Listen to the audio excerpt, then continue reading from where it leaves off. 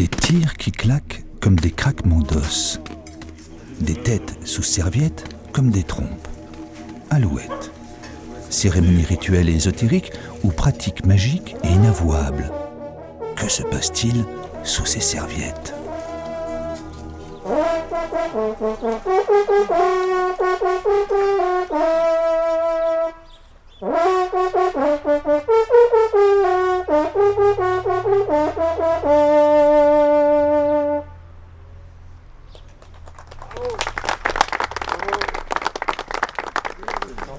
Il y avait une trentaine de chasseurs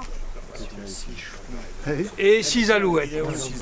Alors la moyenne destructrice des chasseurs d'alouettes, vous voyez. Le chasseur d'alouettes sait chasser sans son chien.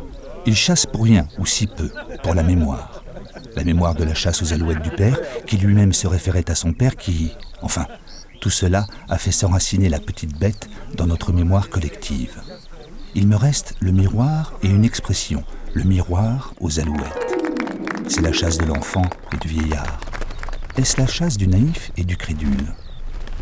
Elle est la chasse, comme on dit la relique de l'histoire. Charles IX, qui se rendait incognito à un rendez-vous galant, s'est fait arrêter par des brigands qui rigolaient quand il a dit qu'il était le roi de France, et ils l'ont ligoté, ils l'ont mis de côté, et comme c'était l'heure du déjeuner, ils se sont mis à ripailler, quoi. Ils mangeaient, ils ont partagé leur repas, et c'était un pâté d'alouette.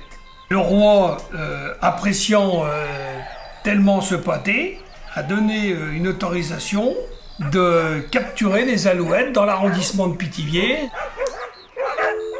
C'est beau comme un livre, un roi qui rend hommage aux gueux.